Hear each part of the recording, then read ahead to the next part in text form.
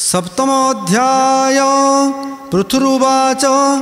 त्वया यत्कथितं ब्रह्मन् व्रतमुर्जस्य विस्तरात् यदत्र तुलसीमूले पूजादिष्टा त्वयं दिता तेनाहं ज्ञातुमिच्छामि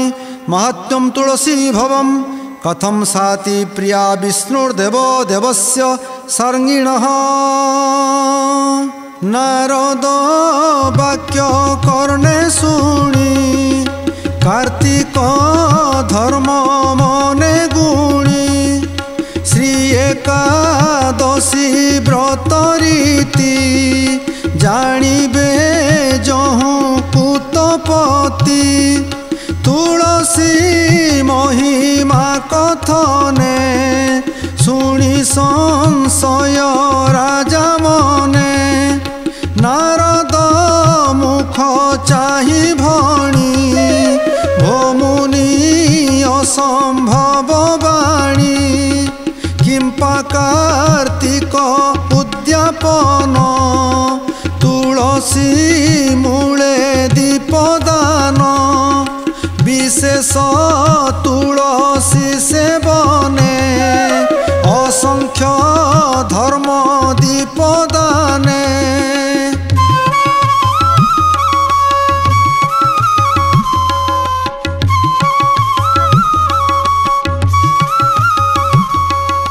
एड़े प्रसिद्ध वृक्ष जहूँ पूर्वे से उपजिला काहूँ से कथा कह मुनिवर शुणी संशय जाऊ दूर पृथ्वी वचने देव ऋषि बोलंती शुण मनुवंशी तुलसी वृक्ष जहु जात कहिबा ताहार चरित देव जे पूरा सत्य जुगे विविध संवत्सर जोगे मघवा नामे सुरपति संगरे घेनी बृहस्पति।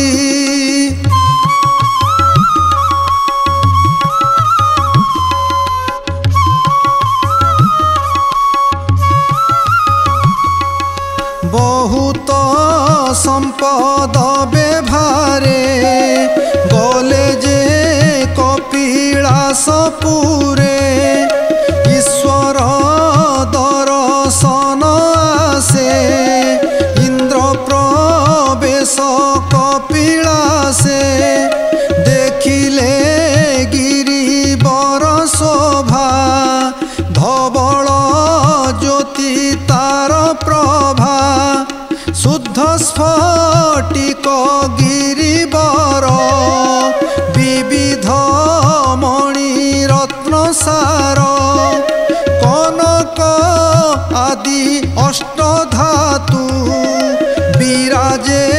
ज्ञान गुण हेतु विविध वनस्पति माने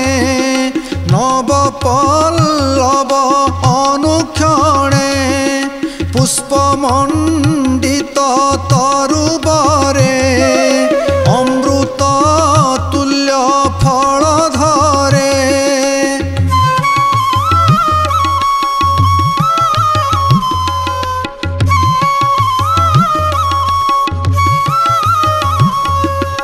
वृक्षंक मूले हेम बेदी सुनंदा नामे बहे नदी शुद्ध शीतल परिमल सर्वदा स्रवी बहे जल कमल कुमुद नीलेन्द्री पुष्पे सुंदर दिशे नदी सारस गण जुथे जुथे जेन्हे भी बुधे स्वर्ग पथे तीरे बसंती सिद्ध गण ध्याने चिंतन्ति नारायण के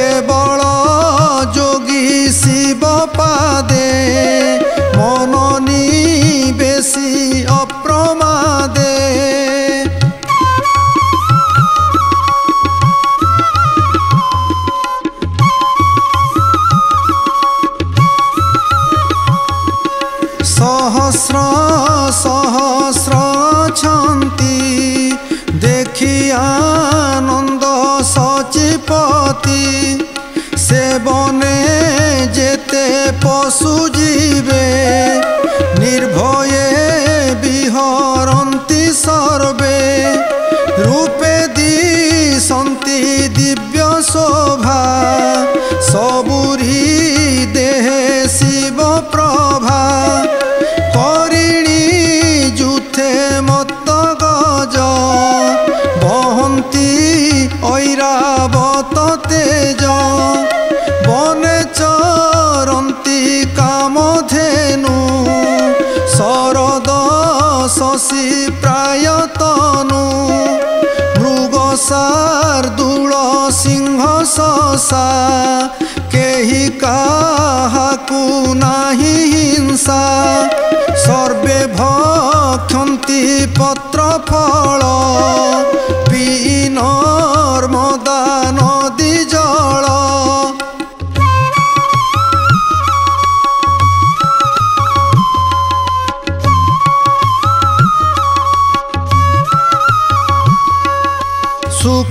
सुकृतवन्त सर्वजीवे ज्ञाने निर्गुणमति सर्वे शिव आश्रमे महातेज देखि विचारे देवराज ईश्वर संपदर मूल्य तिनि भुवने नाही तुल्य वन पर्वत एड़े शोभा किबा सुंदर सुर प्रभा केमंते देखी बालोचने बुझिबा शंकर दर्शने एते विचारी तहु चली ईश्वर सिंह द्वारे मिली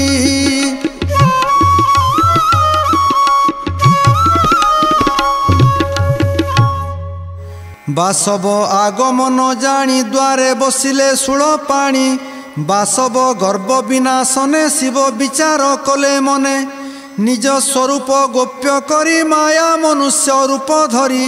जरा अवस्था तनु क्षीण मलिन वस्त्र बेशहीन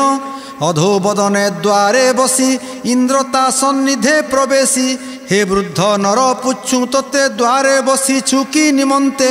काले तो प्राय तनु देखी तू की भिक्षुक निरीमाखी जाचक वृत्ते अछु आसी कि अभासिब पुरवासी जेबे शंकर गण तुही कह ईश्वर छंती काहि आम्भे अमर पुर राजा देखिबु शंकर गिरिजा केमंते शोभा शिव पुर ईश्वर संपद व्यवहार देखी तो करिअछु साध जहा पचारु कह वृद्ध बासव एमंत बचने शिव हसंती मने मने इंद्रंकु नदेले उत्तर पुणी पुछई सुनासिर कि तू बधिर जड़ जन पुछिले न कहु बचन आम्भे अमर पुर राजा देखिबु शंकर गिरिजा तू केउ गर्भे बसी अछु कथा न कहु आम्भे पुछु हेमंत बासव बचने शंकर कर्कश लोचने इंद्रंकु चापी मने कोपी किंचिते ओष्ठे दंत चापी देखि सक्रोधे सुरपति घेनिले कुलिश सकति राजस गुणे सची नाहा रुद्रंकु प्रहारिले ताहा से वज्र रुद्र कंठे पड़ी सुभिला जेन्हे घड़ घड़ी अंगे न भेदी देव सर उपुड़ी पड़िला भूमिर ईश्वर कंठे वज्र बाजी अनल जात हेला गर्जी कंठ दिशिला कृष्ण वर्ण निज स्वरूपे त्रिलोचन बासव आगे हेले उभा विराजे अंग ज्योति प्रभा मणिकुंडल फणिहार देखि कंपई सुनासिर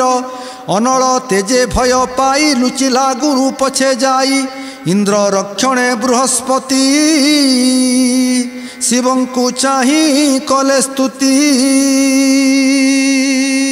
बृहस्पति उवाच कपाळे जोड़िबेनि कर बोइले दोष क्षमा कर हे प्रभु जगतधीप सृष्टिकारणे तोर रूप रूपे सृष्टि करू पालने विष्णु रूप धरू पुणी संहारु रुद्र रूपे ये तीनी मूर्ति कल्पे कल्पे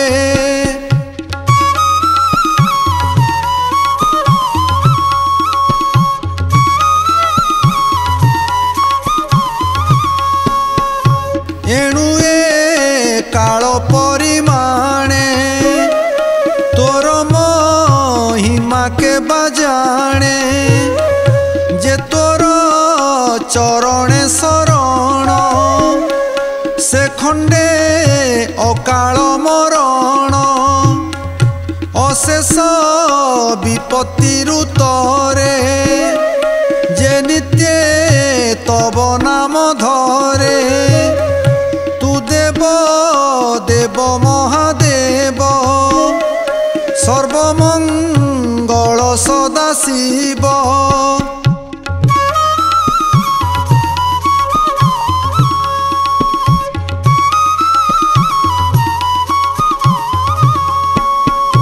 प्राणीक सुगतिदायक नमो नमस्ते त्र्यंबक अंधकारी पुत्री पुरारी नमो विरूप रूपधारी तोर महिमा अगोचर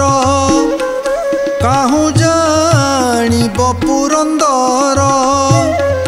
न जानी द्रोह कला तोते एबे कंपई भय चिते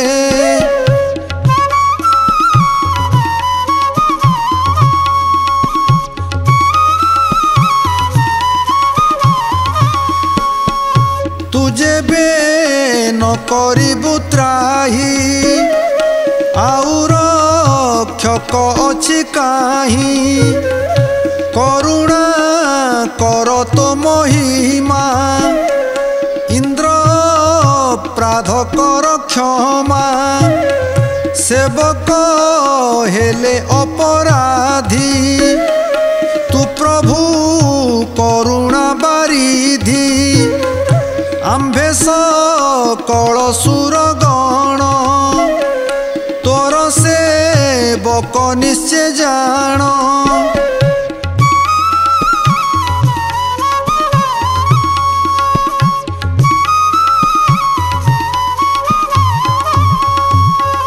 प्रसन्न होई दया कर जीवने बर्तु सुनासीर एमंत बोली स्तुति भणी शुणी संतोष शूल पाणी अंगिरा मुख चाहि हर बोलंती धन्य जीव तोर इंद्र रे देलु जीवदान एणु तू जीव नाम घेन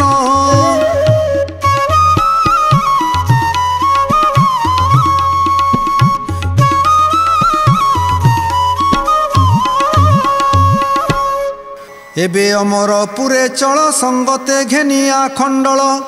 रुद्र श्रीमुखु आज्ञा पाई जीव संगते सची साई शिव चरण तले पड़ी उठी कपाले कर जोड़ी करंती विपरीत गति अदृश्य हेले उमापति इंद्र मनरे चिंता करी गले जे बाचस्पति पुरी एथु अंतरे शुण नृप ईश्वर देह जेउ ताप अनल रूपे उत्पत्ति दहई आकाश धरित्री ता देखी देव विश्वनाथे अग्नि की घेनी बाम हस्ते गंगा सागर भेट जही से अग्नि पकाइले तही बाहुड़ी विजे कपिला से एथु अंतरे बिहि बसे रुद्र अनल पड़ी जले इंद्र अर्जिला कर्म फले जात बालक रूप धरी कांदई घोर राव करी ध्वनि शुभई तिनी पुरे शुणी कंपंती सुरनरे तरस्त होई जीव जंतु केही न जाने किस हेतु स्तंभित बारानिधि पानी जलधीरा जताहा शुणी मिलिले बालकर पासे कुमर रूप देखी तो से दिव्य सुंदर महातेज जेसने ज्योति ग्रह राज उत्तान साई होई पड़ी कांदई करी घोर रड़ी सागर सुत प्राय मणि कोले धइला ताहाणी क्रोध निवारिबाकु मन बालक करई रोदन बेलहु बेल दीर्घ रड़ी जेन्हे प्रलय घड़घड़ी ध्वनि पूरित दश दिशे शुणी कंपंती चतुर्दिशे उलोका पाते जेन्हे मोहि जगत जन देखी बिही आरोही मराल बाहने प्रवेश सिंधु सन्निधाने ब्रह्मा को देखी जलेश्वर चरण कला नमस्कार पुत्र को ब्रह्मा भक्ति भाव बही भो प्रभु ए मोर नंदन जन्म हूँ करदन केभे नहिला शांत चित्त तुम्भे तो जगतर तात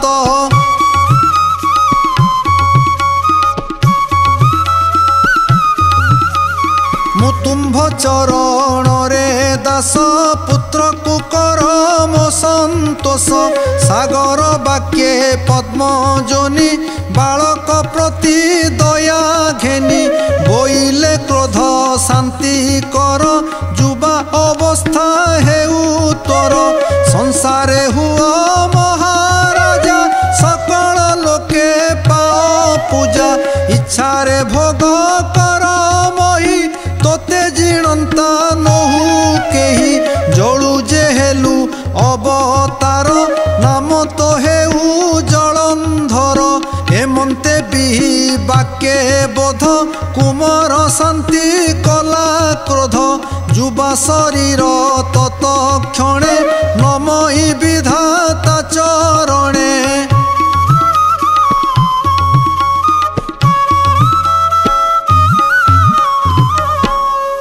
कपाळे जोड़ीबेनी कर बोलई शुण वेद बर तुम्भे माने जे एक जणे मोते समर्पी मंत्री पणे से मोते कहू राजनीति जेबे प्रसन्न वेदपति सागर सुत वाक्ये बिही चिंतिले शुक्र मुनि तही तक्षणे ब्रह्मांक अग्रते आसी मिलिले भृगु सुते चरणे कले नमस्कार कल्याण करी वेदवर बोलंती शुण शुक्र जति तुझे सकल गुणे ख्याति सिंधु सुत तु जलंधर मर्त्य मंडले राजा कर मंत्री तू थिबु एहा तुले एमंत कही बिही गले ब्रह्म लोकरे परवेश नमई महादेव दास एणु ब्रह्मा उत्पत्ति जहु तांक चरणे चित्त रहु इति श्री पद्म पुराणे उत्तरखंडे कार्तिक महात्मे जलंधर उत्पत्ति कथन ब्रह्मा वरदान नाम सप्तमोऽध्याय।